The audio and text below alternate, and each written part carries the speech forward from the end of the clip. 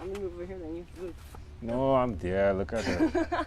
So Livia is like the photographer professional. So she's telling Amanda that she's cutting me off, but no, check it out. I'm there. Like this is my elbow, and this is the end. And your mic's hiding in your shirt. Oh. So Livia is a professional, folks.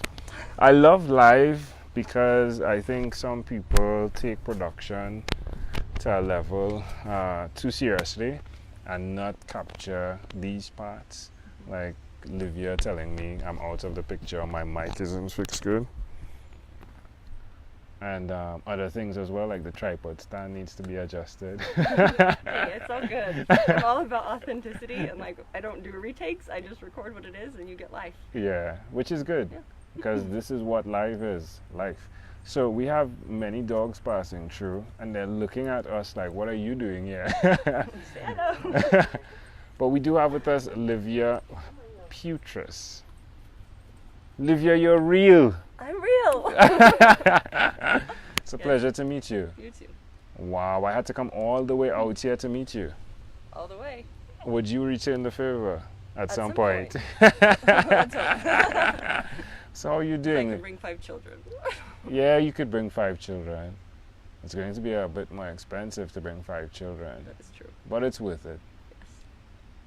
Tell us, update us. The last time we spoke, you were doing a ton. I think the biggest thing that stuck out for me from since then is how you connect. Like you immediately, you said it. You said, hey, if I see something good, I'm going to connect my people to it, right? Yep. Tell me more. Tell us what you're doing. I just love connecting everything. Since last time, I think I had my poem done by then. So I have a poem. I didn't? No. Okay, so I have a poem called Consecrated Life. It's all about people who are living intentionally and doing what they feel as their higher calling. So I have a poem, and it's on a bookmark. It has 2 versions so far and an 11 by 17 poster. I have 2 books. I have a inspiration Tell me the name of the books. Right. Lord, I Will Follow Thee. Right. Inspiration Journal. It's on Amazon.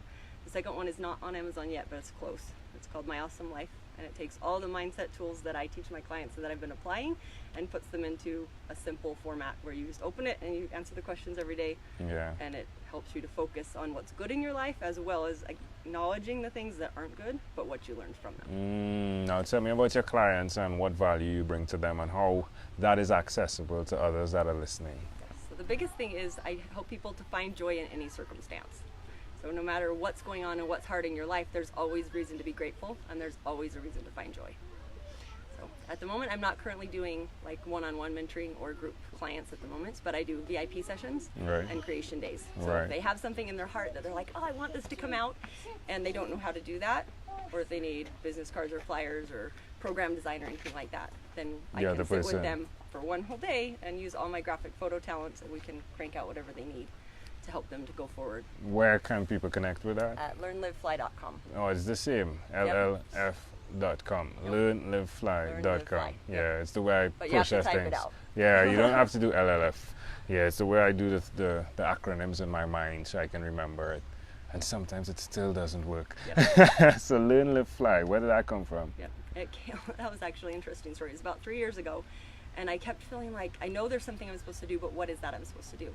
And so I would pray and I'd say, okay, what is it? And then I'd get an idea and I'd be like, okay, 2 days later the idea was gone. I'm like, okay, if this is really where my soul is calling me and what I'm supposed to do, then it's going to stick. Right? And so the thing that came to me was Creative Sanctuary. And so I put that on a little card and I stuck it on my fridge, and then I pondered over it and it's like, what is this? Okay, and then one day I woke up and it was like, okay, you're getting a domain and it's called Learn, Live, Fly. And I was like, okay. I didn't understand what that was, and I asked people about it. I'm like, hey, what do you think about this? And some people said, well, it's not alliteration, it doesn't have the LLL, so you need either 3 different letters or you need to change it completely. And I was like, no, but if God told me this is what it is, then this is what it is. So I bought the domain and I did the thing, and like 3 months later, I don't even remember where it was, but it just came to me and I was like, oh, I get it now. Because I knew learning, it's like as much as you read and as much as you go to conferences and you talk to people and you learn all this stuff, as long as you just learn it, it doesn't do you any good. You have to actually apply what you learn. So that's the living part. And then fly, which is the part that came to me later, was it stands for feel like you. And it's that moment when your soul comes alive and you feel like you're really who you are meant to be. Not just like, oh yeah, I'm meant to be a couch potato. This is just who I am. Leave me alone. You know what I mean? But it's when your soul and your body are connected, and this is who I am. Yeah, And I this is love really that. who I am. I love the acronym Feel Like You. Yeah. Yeah. So my goal is to help people to feel authentically like who they were created to be, and have joy in every circumstance. Sorry. Humanity of Did the creating. Feel Like You come first, or did Fly come first, and then Well, I the knew Feel it was Like- fly, but I didn't know what it stood Oh, for you created until, the like, acronym. 3 months later. Okay. Oh, that's cool. So 3 months, and then you got the 3 words. Oh, that's great. That's I really great. knew what it was. So it's just kind of grown from there. It's like, look at her. So, all right. So we spoke about your children as well. We spoke about your husband, right? Who seems to have challenges just having and controlling all of this energy, joy that you bubble up, right? Is that true? Yeah, we didn't talk about that. though. I was just, yeah. I was like super playing. No, too much truth there. So one of the things we talk about is your own unique real shoes, or your own unique real sandals, right? Which definitely represents sometimes the type of life you're living, right? But the thing that doesn't go with it is the struggles, right? You don't see the struggles in someone's steps, in someone's shoes, right? Tell me, what is one of your struggles, if you so desire, please? We've had a lot of struggles. This has been like the hardest year of my entire life. And I feel like my entire life is in restructure. But it's been this amazing opportunity. And it's like I told God, okay, I'm going to teach people they can live in joy no matter what. Yeah. And then it's like, okay, try this and this and this and this and this. And all these, like, my whole world flipped upside down. And it's like, okay, now I get to learn to say, yeah, are you really going to live what you teach?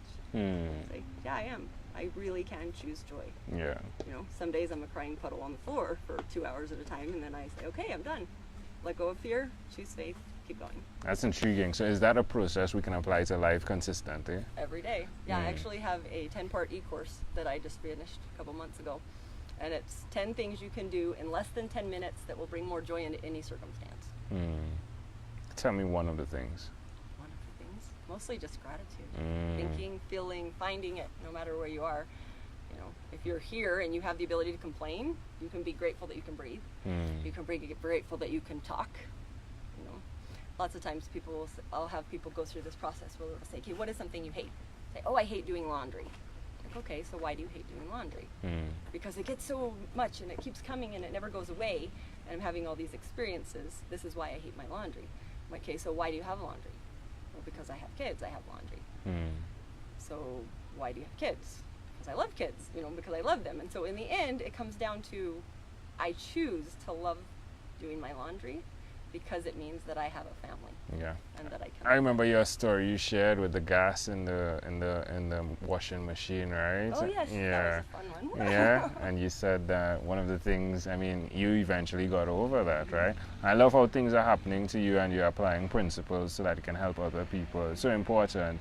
Do you have any regrets, though, from the time of making up your mind that you're going to live and let people learn from your actions as opposed from what you read? Do you have any regrets thus far? No. Every experience teaches you something, and if you choose that nothing is a failure if you learn from it. It's only a failure if you quit or if you choose not to find a lesson in it. So I always choose to find the lesson. We had a cool experience about a year ago.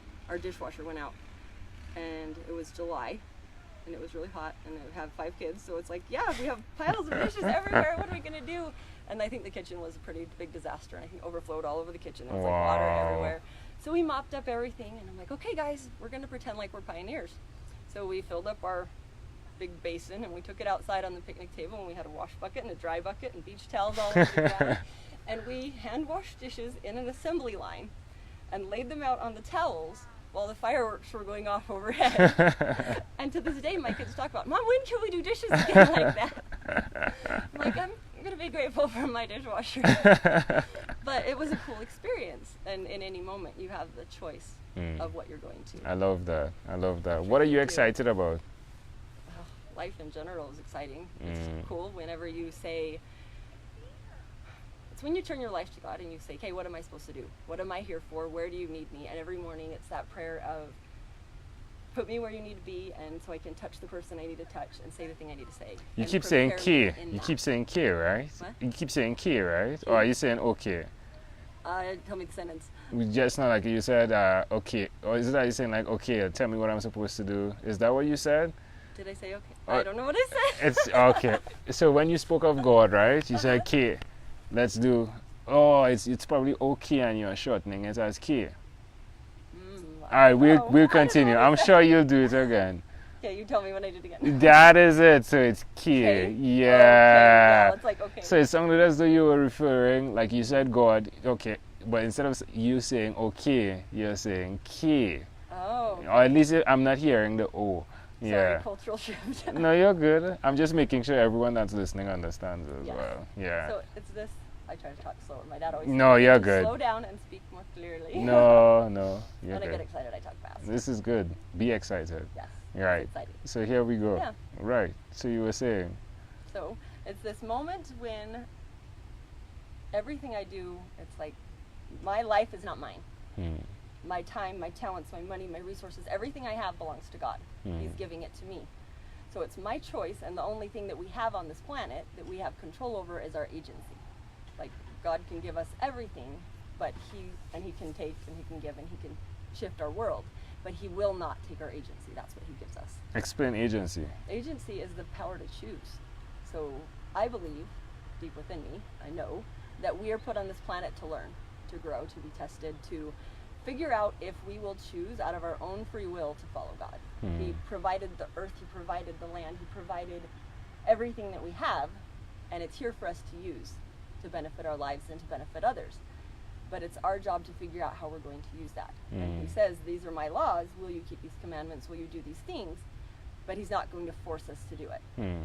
On the back of the poem that I wrote, there's the picture of Christ standing like this with his hands out at the beach. And it's done by Kendra Burton, KendraBurton.com. She's amazing. And it just reminds me that Christ is there. He already suffered the atonement. He did everything that was needed for us to be saved, to go to heaven, to live joyfully forever. And he's standing there ready to take whatever sin, whatever sadness, whatever burden, whatever sorrow we have. But he's not going to say, hey, give me that. You know, he's going to say, hey, I'm here. My hands are here. If you put it here, I will take it.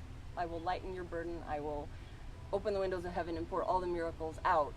If you're willing to let go of the fact that this has to be hard and you have to do it on your own.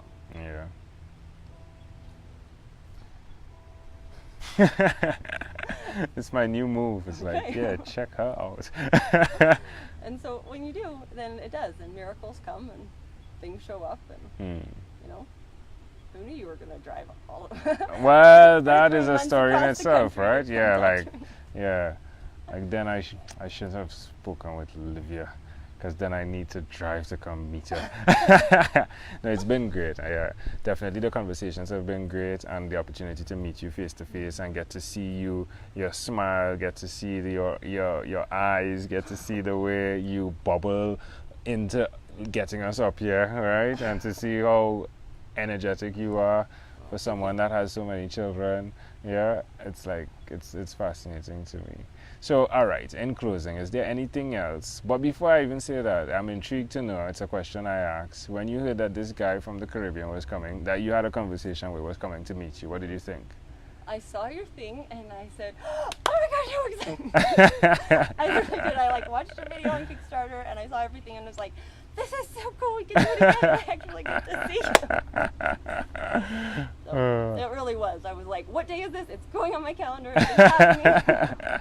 I appreciate that. It was a great conversation before and after. Yeah, definitely. You are amazing. Thank you. Yeah, love what you do. So do tell us in closing, is there anything else you'd like to share with our amazing audience?